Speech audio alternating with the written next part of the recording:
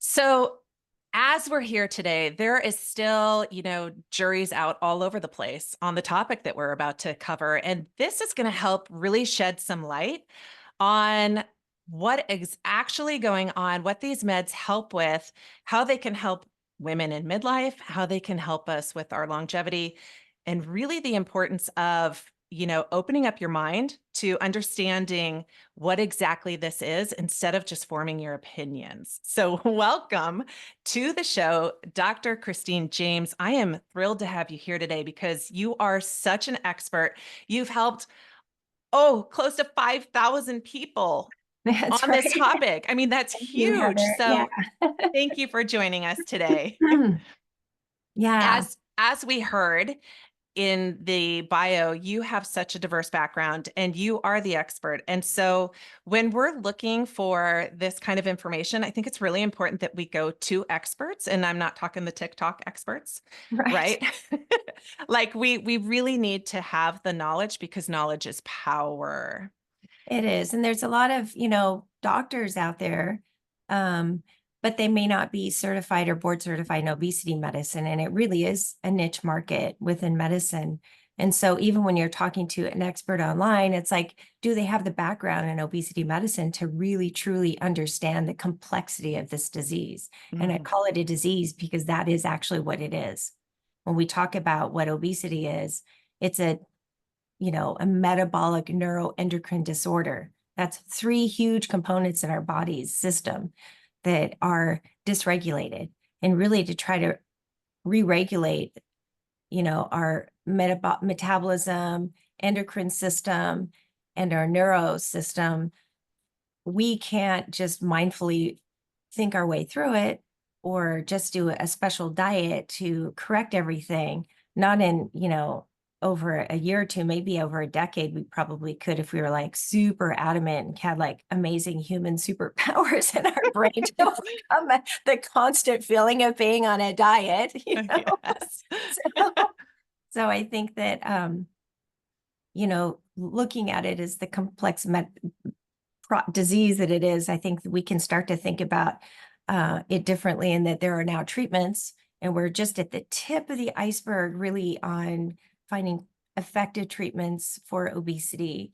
And that's why it's so popular. I mean, there's a worldwide shortage of both these new medications that have just recently come out already.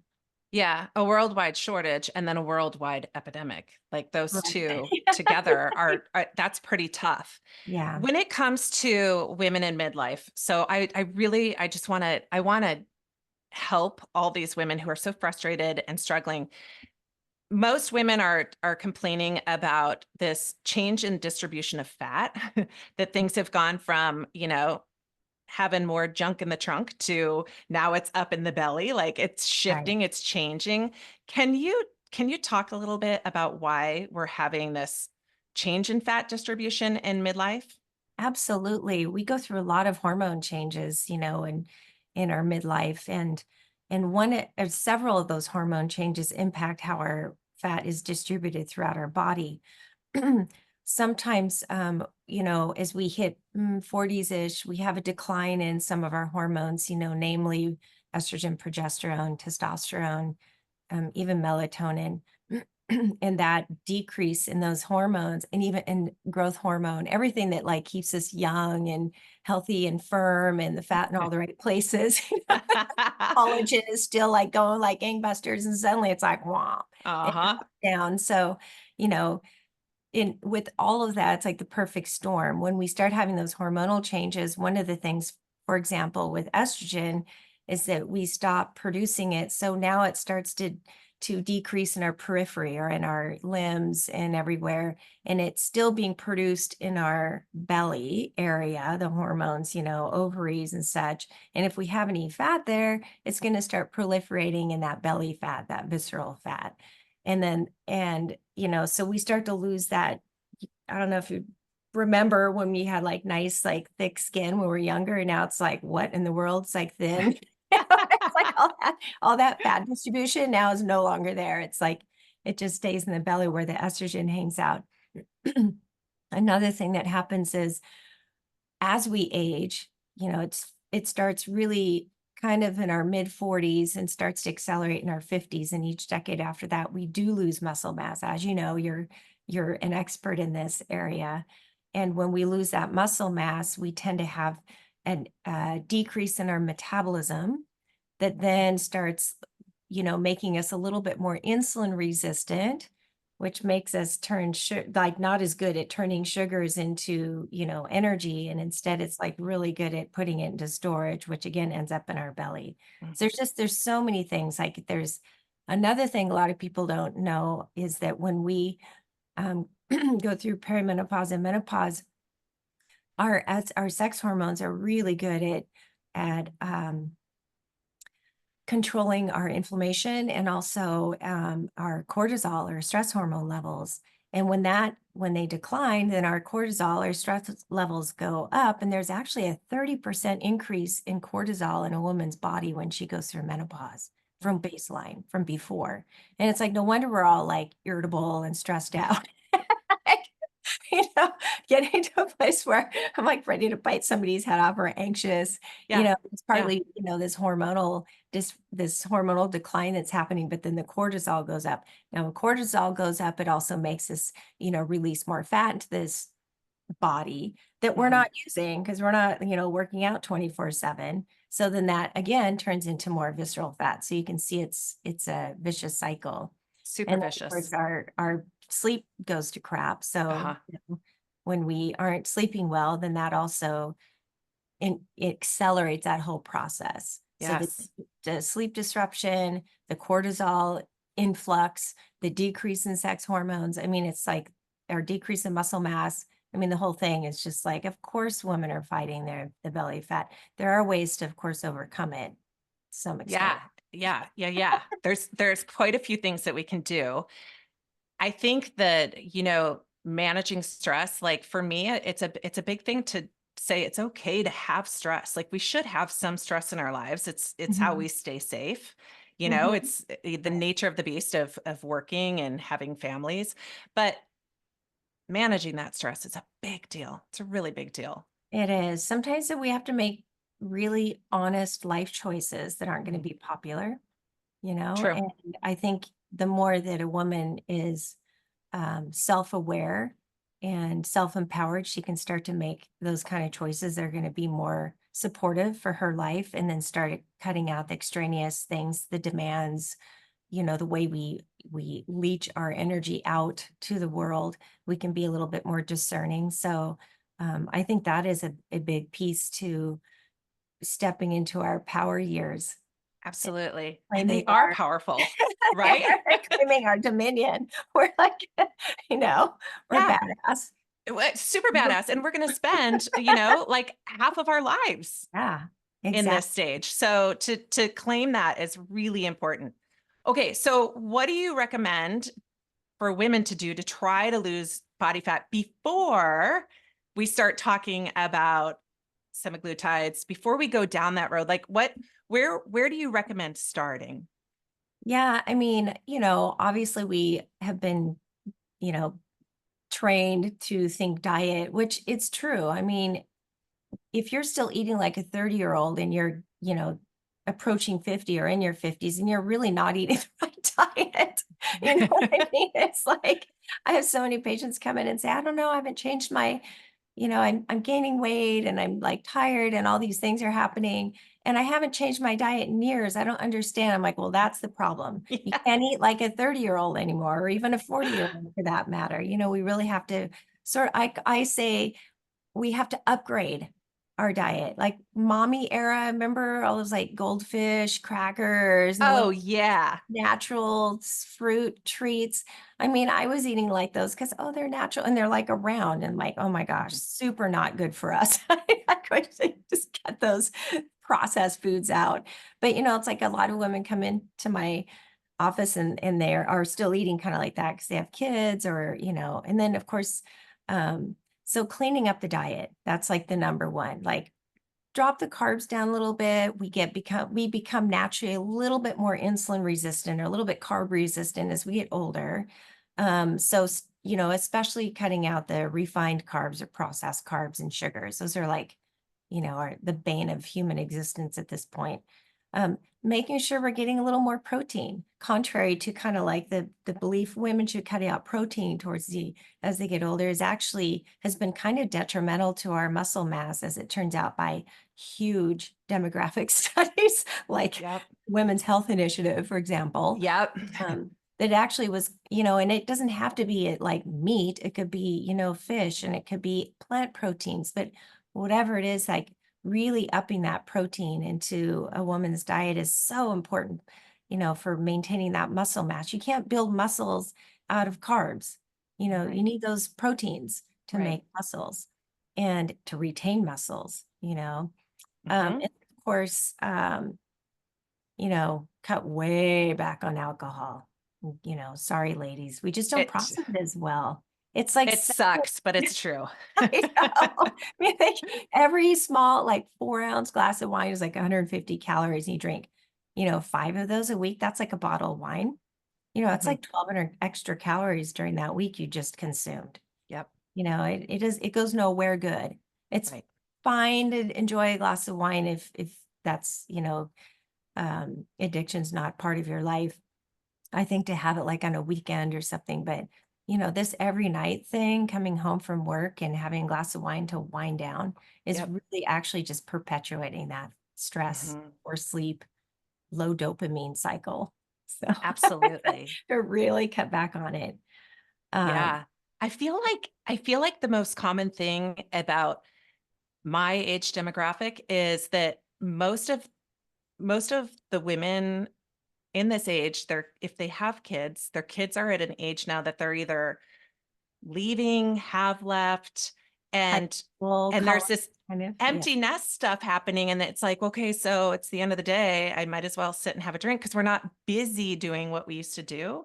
I feel right. like that's a really big theme from what I'm seeing.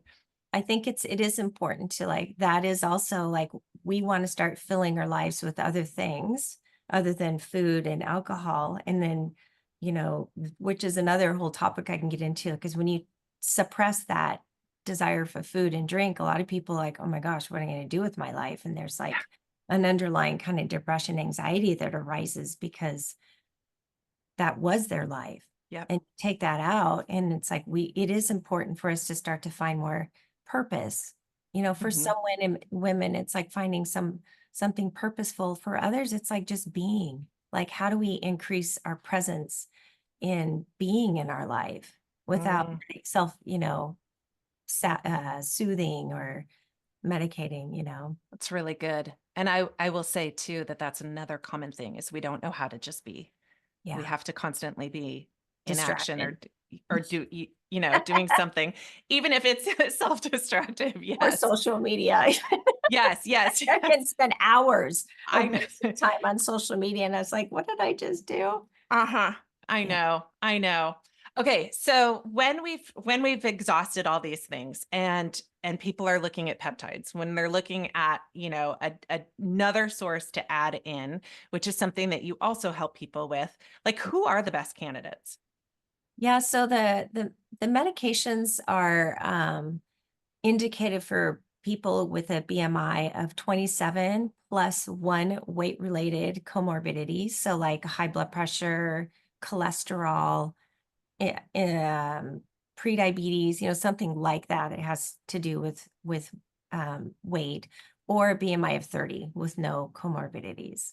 Okay. Um, and because when the medication actually, and also, anybody who has insulin resistance, prediabetes, or any other kind of metabolic disorder, we look at that when they come in. Those are really hard to overcome just through diet and exercise alone, because there's so many cellular firings that are happening that we have no control of, that makes it really hard to stick to any diet long term, or even Mhm. exercise, or even like making your muscles work efficiently, Mhm. when we're just metabolic. So it's like when for those people, the medication is like can be magical, and like literally fixing something at a deep cellular level. Yeah. Okay. That's good. And then I even feel like with anybody, women, men who struggled with overweight or obesity their whole life, Usually there's an underlying metabolic neuroendocrine dysfunction that, dieting and exercise and mindfulness will probably never overcome. You know them, they're the weight cyclers. It's like nobody chooses to have obesity, you Mhm. know, it's like, and yet there's this driving force that not only keeps us there sort of mentally, but also a driving force that keeps our bodies wanting to go back to that. Like Yeah. there's the whole metabolic, thing that happens in our appetite control center after we've gone through a diet. Like it massively upregulates, and suddenly you're 10 times hungrier, you're 10 times less satisfied. So that really makes a huge difference in being able to keep the weight off too. And so somebody who's struggled with, weight cycling or has struggled with their weight their whole life, they would be a great candidate. The other one that I've discovered, um, my patients who have underlying eating disorders like binge eating disorder, compulsive eating disorder, or like kind of constant thoughts of food, or they have a lot of food noise. Like there's people that just like that they're already thinking about their next meal, before they even finish it. It's like constantly and then what am I going to eat? And when's my next meal? And it's like they can't turn it off. It's like Mhm. a little bit of like almost obsessive thinking, but not exactly diagnosable obsessive. And this for Okay. that person, not having a next meal planned or not knowing what they're eating or when that's going to be is a huge source of stress. So Mhm. when these new medications, they literally turn that food dialogue box off and it's like silent. And it's like I've had patients just say, "Oh my gosh, I feel like I have my life back. I can focus on, my life and not be thinking about food constantly in the background." And that Yeah. it's very powerful for that too. I can imagine it would be. Do those people, is it something that when they take the meds and it quiets the noise, does that last? When they stop taking the meds, does the noise come back? Like, how does that And work? so that's a great question. Kind of like a lot of question are, will I, for those people, that is oftentimes like ADD. Mm, Does okay. ADD go away? Or are we just treating it? So it's a very similar thing. It's like Okay. we usually are probably need to treat it for life when it's an eating disorder like that. I mean, I've had patients on it for a long time and I'm thinking, oh wow, they're super weight stable. They've been weight stable for a long time. Let's see what happens when they take it off. Boom. Ah, And okay. it's so frustrating for them. And like, why put them through that? It's I like, was yeah. I was hoping the brain would, like, re-regulate. yeah, you would hope. I don't know that we've understood why we do that still, like even can go back to it. It's whether it's a genetic or a neural imprinting that happens so early on, Mhm, can't, change our neural pathways. Um, or if it's, I mean, I think about it kind of like an anxiety disorder, like it's just maybe we just have it there. It's a okay. constant, like maybe an overproduction of certain hormones Mhm, or maybe trauma or, whatever it is that can provoke anxiety that is just constantly there. I think that with eating these type of eating disorders, it's the same thing, mhm. coming probably from the same sources. I'm not a psychiatrist or psychologist, so I Sure, couldn't sure. go that deep into it, but Well, I think too that one of the things that really needs to stop is the shaming of, yeah, I see shaming in two ways of somebody who's obese of being shamed that they don't have any self-control, right. and also that you're just not motivated enough. And I call motivation the biggest fickle bitch because you can have it on a Monday, it's gone on Tuesday. You could have it at 10 a.m. and it's gone by 1. Right. Motivation is just a drop in the bucket, in my It is. opinion. It is, and I think that that has been the culture of weight up until recently, and I think we probably have another 5, 10 years before we stop Mm, thinking of it that way, yeah, honestly. I mean, I still see that weight bias in the medical world so prevalent still, and it's gonna take a long and these are scientists. Doctors Ugh. are scientists, and yet they Ugh. still have this, patients come back and my doctor was, really upset about me taking a weight loss medication. I'm thinking, what does she know? She's family practice. She doesn't know about obesity medicine. And why make a patient wrong when they're finally making really positive steps towards being healthy? And she's already tried it 1,000 times. How many usually the patient comes to me, they've done at least half a dozen different diets and succeeded, failed. It's like, isn't that enough? Like, do we continue to need to bash ourselves over and over again for Right. trying and failing and trying and failing? Like, that's enough shame in it. And yeah, it's like nobody's embarrassed about saying, oh, wow, yeah, I have high blood pressure and I take a medication for it. And that's Mm. chronic. Mm. At some point, Mhm. it's like, oh, yeah, I have obesity and take a medication for it. So it's in remission. Like, why can't we be that, science data about it? Sure. Yeah. I completely agree. Yeah, Yes. I think too that for people who are like the ones that you see that are coming to you diet after diet after diet, like they're that's mentally a battle, but physically that makes you unwell, exactly. to change your metabolism so many times. Right. Well, and also just, I mean, the with obesity also increases your inflammation and it increases, weight on your joints. It increases your risks of poor sleep and sleep apnea, increases heart disease, it increases your risks of cancer. It's like Yeah. 70% Yeah, increase. that's big. It's huge. I know. It's obesity is a cause of 30% of all cancers out there. And then, but your risk, especially as women, when we have menopause, it escalates to 70% risk of more of cancers, some kind of cancers, especially with obesity. So even that should be like, how are we? It's almost like malpractice not treating the obesity, in my opinion. But Mm. I've Mhm. done this for over a decade. So You're doing a really important job. Okay, so how do we know? This is my sticking point of like muscle, muscle, muscle. I'm obsessed with right. maintaining and building muscle for so many As it reasons, should be. well beyond aesthetics. But Absolutely. how do we know? How do you know if someone's losing muscle mass when they're taking the meds? How do you monitor that?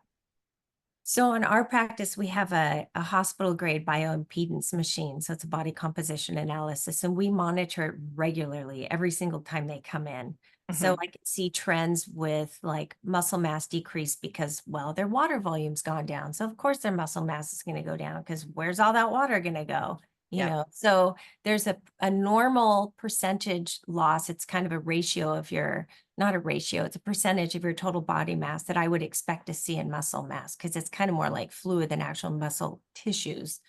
Um, and so we regulate that closely. And if somebody is losing more muscle mass than they should at a higher rate, it's like we have to catch it because if somebody's losing weight and they're losing muscle mass, it's going to slow their metabolism that much Hmm. more Hmm. when they get to their weight goal. And now they're going to be skinny fat, Hmm. which is not healthy either. And I have to, it's much harder to gain muscle mass when you're in your 50s and Yep. beyond than when you're in your 30s and 40s, even. Yep.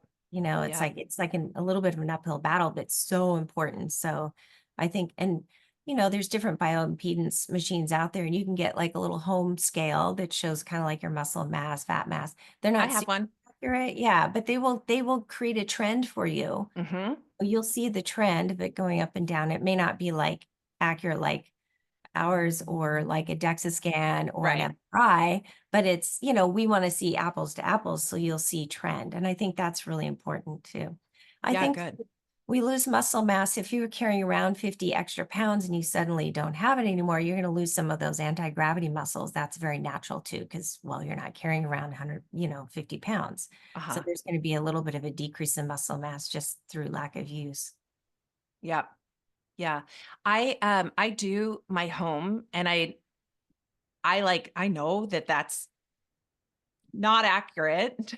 Well, as long as it's from day to day kind of accurate But and you I've can watched it for see. 4 years, so I Yes, can see exactly. that That's data, the but important. I also go to I've done a couple, you know, different methods. I've done the water, I've done the in-body, I've done the Tanita, and I've tried the body spec in the trucks that go Right. around. I think the body specs are DEXAs, aren't they? I think they're They DEXA. are, yeah, Yeah. yeah. Which Yeah. is such a cool experience. And I think it's really, like it cracks me up because the last time I did it, I went to a parking lot where the truck was parked. The van door opens, I get in, it's just me and a guy, and I'm laying there. It's kind of a weird experience. And 6 minutes later, I'm out of the van. It looks a little suspicious. But but if you do those quarterly, I think that that's really important too, Yeah. to track that info. Yeah. A DEXA scan is kind of the gold standard. It's Hmm. usually what's used in research. Hmm. I think using the in-body is a really nice machine. I mean, there's many levels of in-bodies, and we use a Sika, which is also a really a high level professional grade um, body composition, and it gets very close within a 5% accuracy of a DEXA or MRI. Oh, that's So, good. and just for Yeah. convenience, people don't have to undress. They don't have to get into a little body pop thing. They don't have to, step into $100,000 DEXA machine. Sure, sure. Go to a random parking lot. Yeah, they're cool to do though, because what are they, about $100 or something?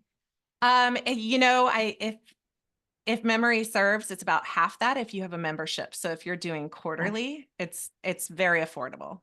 Right, got it. Yeah. Yeah, that's a great way to do it. And of course, we offer it to the patients get it automatically, Hmm. come here. And How then often do you do them?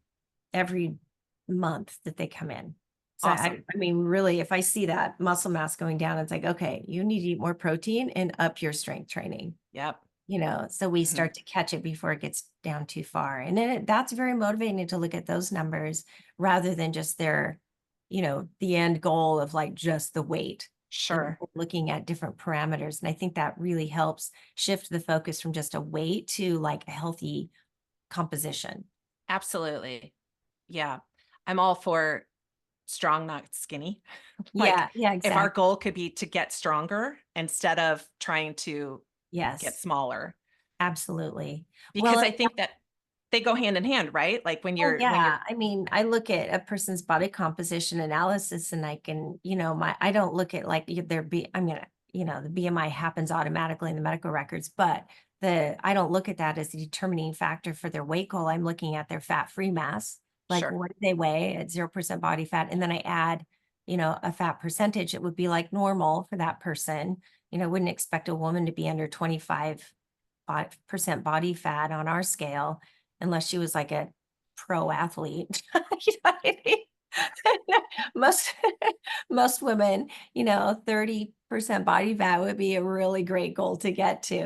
Ideals like 25 to 30%. But what's ideal? What does that mean? Like, does that mean like the perfect breast size, the perfect butt size? I mean, you know what I mean? So Yes. it's Yeah. pretty subjective. So Uh-huh. I Hard to look at it quantify. more at kind of a body fat percentage and give them a realistic goal based on that. Most of them are like, oh, phew, relieved. Because it's like, I've never been under that. Like, there's no way my BMI would ever be normal. I'm like, no, of course not. Because you have way too much fat-free mass. It's like, Mm. unless you shave off some of those muscles, I think it's there. You'll let that one go. Good stuff. Do you see the trend? I know that we were chatting offline a little bit. Do you see the trend continuing with these meds? Do you see any changes coming? Yes, absolutely. I mean, I think one way to think about these medications, they are peptides, which are like pieces of proteins, Mhm. and they're called GLP-1 receptor agonists. So it's a glucagon-like peptides that we make in our gut. So they're basically they're actually synthetically made hormones that we make in our gut. And then we have receptors throughout our whole body and the brain that control appetite control center. Now our natural GLPs in our gut that we make, they really only last like 15, 20 minutes in real life. So with the Ah, medications, you're just making them last like a week. okay. It's like, Mike, someday I'm hoping they'll make some implantable devices that'll just be like those hormone pellets and you just place them and forget them for 3 months. That'd be so great. But anyway, for right now, they're once a week injectables.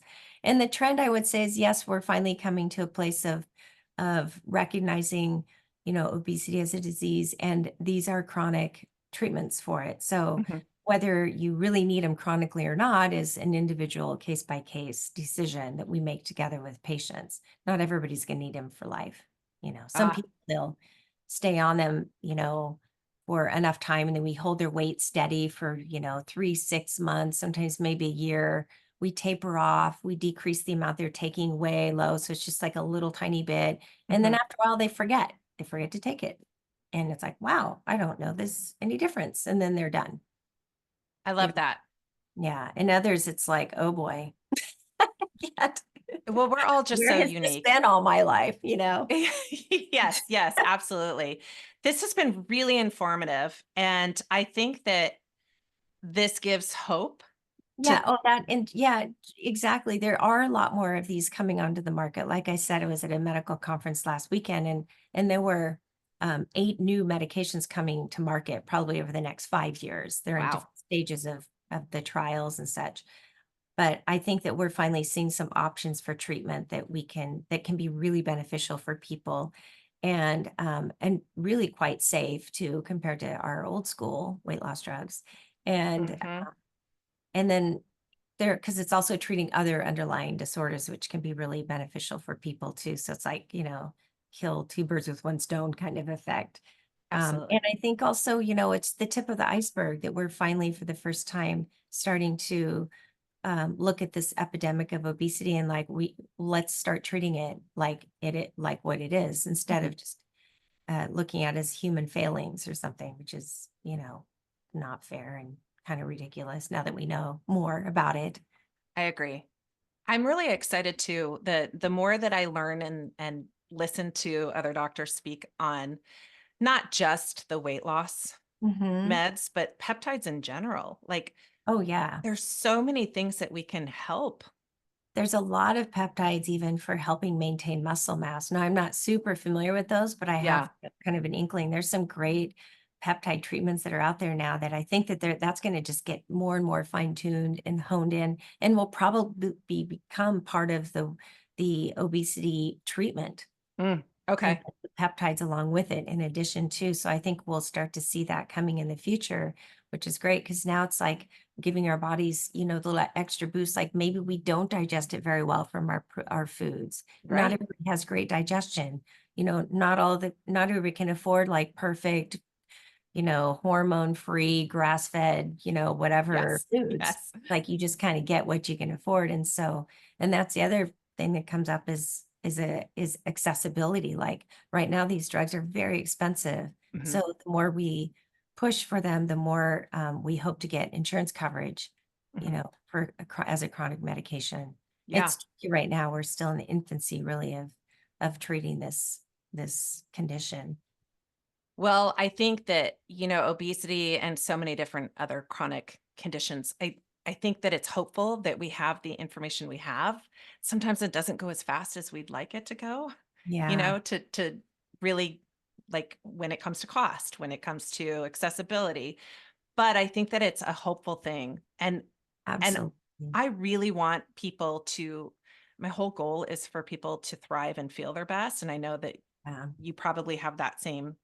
Oh, absolutely. I mean, if we can help them get their weight off and then suddenly they can really focus on their their health, like their Mhm. fitness. They can focus on working out. They can focus on being their most vibrant, healthy self Yeah. rather than just fatiguing themselves with like, I shouldn't be eating that. I shouldn't be eating this. And Oof. oh my gosh, we're going out to something that has food and I don't want to eat, like, boy, if you can just get rid of all of that and then just Yeah. start living more fully, more present. Mhm. No, that would Yeah. be that's what I wanna bring for my patients, that transformative process to give them their life back, their vitality, that's huge. That's a priceless transformation. Yes. So, such good information today. I so appreciate your time. I have one last question that you didn't know was on the list, unless you've heard this podcast before. But, Dr. James, what makes you feel like a badass? I feel like I'm a trailblazer in this industry, having been a super early adopter, um, and really stepping outside the box of thinking about obesity really early, 12 years ago when I joined the Obesity Medicine Association. There were just a few hundred doctors Mm. at the conference. And now there were like this last weekend, there are 1,400. So it was like, Aha. now everybody's jumping on board, and it's kind of annoying because it's like, okay, I've been using these meds and doing this process and understanding this like this for a decade. And now all of a sudden it's like all the buzzwords and stuff. But turning into like just me and one other person into a thriving clinic with 4 providers and, staff, and seeing the success of thousands of patients. I mean, that makes me feel like a badass because I'm helping mirroring back the badassness of other women is what I'm trying to do. Right on. That is so beautiful. Thank you so much for sharing that, You're for sharing welcome. all of your expertise. And I will make sure that everybody knows where to find you. I know that you put out some social media content as well. So for those who are not local to you, I'll link all that information. Is there anything that I didn't ask that you wanted to share? Mm, I mean, there's a lot we could go on for days like this, but Heather, thank you so much for having me on your show. It was really fun. Thank I'm you so for happy. joining us, trailblazing Dr. James. And for everybody else, keep working, keep staying focused, keep being badass, and we'll see you next time. Agreed. All right.